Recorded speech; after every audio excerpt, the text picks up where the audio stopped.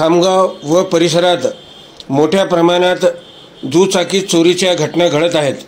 दरम्यान या चोऱ्यांना आळा घालण्याच्या दृष्टीने खामगाव शहर पोलीस स्टेशनचे ठाणेदार नरेंद्र ठाकरे यांनी आज सकाळपासून शहरात मोहीम चालू केली आहे।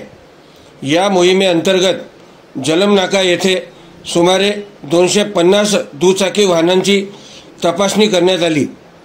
यावेळी कागदपत्रे तपासून खात्री पटल्यानंतर त्या वाहन चालकाला सोडून देण्यात आले। असे असले तरी ही मोहीम वेळोवेळी कोणतेही वेळ न सांगता सुरू राहणार असल्याची माहिती ठाणेदार नरेंद्र ठाकरे यांनी बोलताना दिली।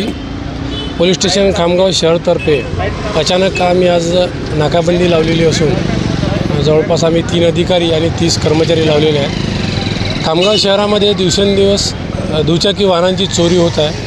त्या अनुषंगाने आज रोजी फक्त आम्ही सदर वाहनधारकांची जी आहे कागदपत्र आणि तो वाहनधारक त्याचेच वाहन आहे काय याबाबत आज खात्री केली।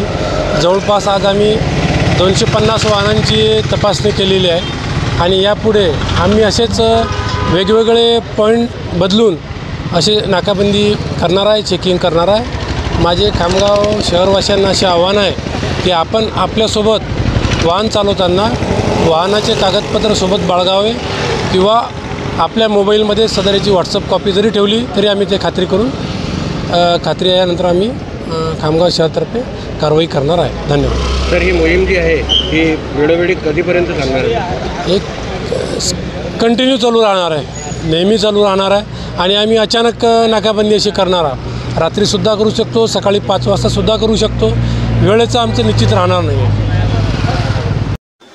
खामगाव शहरातील दुचाकी चालक वाहनधारकांनी आपल्या वाहनाचे कागदपत्र, लायसन इत्यादी सोबत ठेवणे गरजेचे आहे। याशिवाय मोबाईलमध्ये जर व्हॉट्सअपवरही ते डॉक्युमेंट दाखवले तरी त्यांच्या विरुद्ध कारवाई करण्यात येणार नाही।